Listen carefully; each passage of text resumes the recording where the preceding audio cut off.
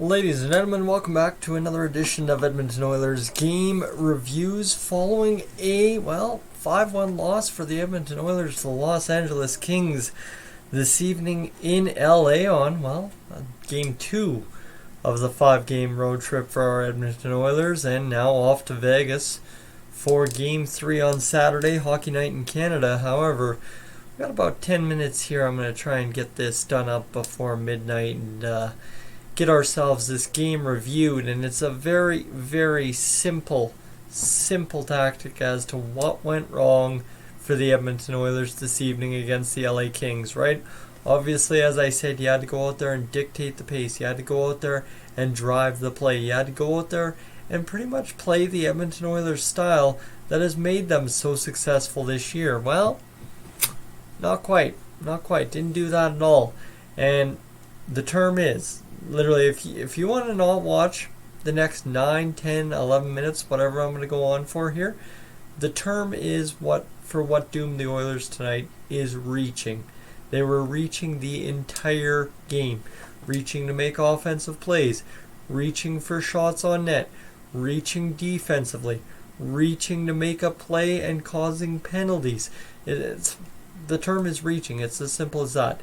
In a 5-1 loss to the LA Kings, Jonathan Quick, good. Yeah, sure.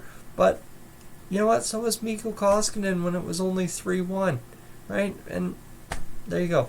That's what I'm going to say is for this Oilers team, it was not a matter tonight of the Oilers, not a matter of them doing anything incorrect in terms of, I don't know how to put it. I know what I'm trying to say here. You know, it's one of those games where you kind of get lost on what to say, and I just know all they were doing all game long, very simple in my mind, was reaching for pucks, reaching for plays, reaching for shots, reaching to make the stop. And obviously, you know what number one category that shows up in, and it's very, very, very simple for the Edmonton Oilers as to where that shows up in is the simple fact in the, in the penalty box sheet. Let's get to the recap here for the Oilers. We'll go over to the live tracker, and I just want to tell you right now, the Oilers had a total of 6 penalties against tonight. They were, technically speaking, not too bad on, hold on, do I got this right? Yeah, 6 penalties against. They weren't too bad. The LA Kings were only 1 for 6, so technically not that bad, but you can't be affording any team, I'm sorry, no matter who it is, whether it's the LA Kings with the 29th worst power play in the NHL, or whether it be the best team in the NHL on the power play, 6 power play chances, guys, playing 12 minutes or 10 and change short-handed throughout a hockey game is not a recipe to win. That said, okay, you know what? I've been pretty negative so far. Let's get into the reality of this. Here's how it's gone the past 5 games. Bad game by Smith, good game by Smith. Bad game by Koskinen, good game by Koskinen. Bad game by Smith, guess what? Saturday's the question mark game. And I think now that you've had Mikko Koskinen come in and bail him out, and by really no fault of his own, gives up 2 goals and makes several saves tonight that were key to this Oilers team only losing 5-1, I think you have to start Mikko Koskinen in net on Saturday night, Hockey Night in Canada, against the Vegas Golden Knights, without a doubt. There really is no reason, here, let me rephrase. There is no reason to start Mike Smith Saturday night. Literally, none whatsoever. Absolutely not. So let's get into breaking this one down, guys. Scoring summary of how this happened. Tyler Toffoli opened it up, minute 32 into the game. That was kind of that alarm bell, right? If you were going to say this game wasn't going to go our way, it was the alarm bell right there. Mr. Mike Smith on the shot by Toffoli looked like Cam Talbot and Mikko Koskinen glove hand put together into one, and there you go. Goal number 1 goes in. Then Anze Kopitar, guys, this was Jones needs to go back to the AHL. I hate saying that because, guys, Jones is one of my favorite prospects we've had. And unfortunately, the awareness in his game at the NHL level the past few games has been below grade to where it needs to be playing any kind of significant minutes like he has been. So for Mr. Caleb Jones, I'm hoping to see him down in the AHL as soon as possible. If that means calling up William Legason to play some hockey for us, I don't care. We need to get Caleb Jones back comfortable, get that awareness rebuilt in his game, and then see what he can feature later in the year. Jeff Carter scores a goal. It was Jeff Carter night, so he honored for 1,000 games. He's going to have a game. Yeah, he did. He had a goal and 2 assists. Grundstrom Toffoli grabbed the assist, so Toffoli also had a great game. He had 2 goals and an assist. We'll get to that in a second. Then in the second period, you know what? So all 3 goals credited against Mike Smith in that first period. Switch goaltenders after the second period starts, or before the second period starts. Pardon me, I'm very tired, guys. This is not my best effort, but we'll get through it.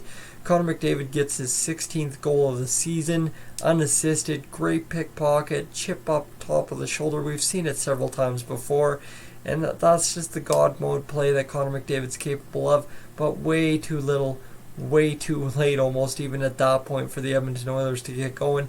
They did get a little bit of a jump in their step at that point, but guys, the penalties, the carelessness, it cost us. Michael Amadio goes in there and obviously about, just under 11 minutes later scores a big goal for the Los Angeles Kings. That one was a tough one. It looked like goalie interference. Then Dave Tippett takes a bench minor for delay a game. It's served by Haas, and parade to the box just kind of continued. So yeah, tough one there. And then Tyler Toffoli on the power play. Like I mentioned, there was a power play marker. It was Jeff Carter, Michael Amadio getting the assists on that one. Tyler Toffoli putting the game to bed, 5-1. Kings outshot the Oilers 30-26. Hits were 27-23. Faceoffs 27-26 for the Kings. Penalty minutes, yeah, this is the ugly marker, 20-4 for the Edmonton Oilers. And technically speaking, I think that's incorrect, as it should be actually. Okay, I'm very confused on how this works here, because no, that's correct, right? There's 7. Yeah, there's 7.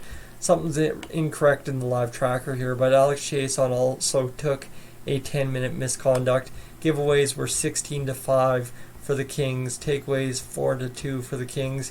16-8 in the block shots department as well. So what I'm going to say about this game, like I said, we were reaching all game, and then in that third period, guys, it looked like a game I watched on Saturday. And no, I'm not talking about the Oilers versus Dallas game. I'm talking about the Junior B game I went up and called the third period for, in which, you know what, the Oilers came out a little bit in that third period, came out to play and tried to change the tempo. It didn't work, and the game was over at that point because, you know what, failed effort, not worth it anymore, is what it is. On to the next kind of deal even before the final buzzer goes. And that's exactly what I saw in that Junior B game on Saturday against the Killen Wheat Kings for the Cold Lake Ice. And it's tough to watch an effort like that, but at the same rate, am I going to sit here and tell you panic? Am I going to sit here and tell you to write off the NHL season because the Oilers lost one game? No, absolutely not, guys. This is as to be expected. You're not going to win all 82. We have now 4 games to get 1 point. We need 1 out of 8 points. We need 12.5% of the points available to us the rest of the way home in November to be on pace to make the playoffs. So, you kidding me? The Oilers can't lose or win one in overtime or win one in regulation or overtime against any of our 4 remaining opponents before the end of this? I don't think so. I think we are perfectly fine. I think we can do the job. So with that, you know what, sucks to suck tonight, and we'll take our wounds and we'll lick it. But you want to know how it could be worse? You could be the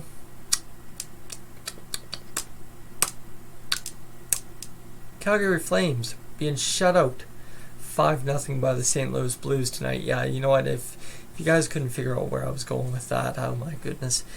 You always need to be able to beat up on somebody, and tonight, being able to beat up on the Calgary Flames after a 5-1 loss, at least we scored a goal. It just is what it is, boys. Let's quickly get you Mikko Koskinen stats for this game, because as I said, 2 goals against, but guys, we did not come out to play. We were reaching, we were trying to make too many big plays. Mikko Koskinen, 2 goals against on 18 shots and 889 save percentage. It's going to inflate his stats a bit, but it's not going to hurt us too much, I don't think. Guys, I'm Tyson, this is Dolynny TV. You have yourselves a great evening. I'm not going to be responding to any comments tonight, but thank you so much for tuning in today, and I will catch you, as always, in the next one.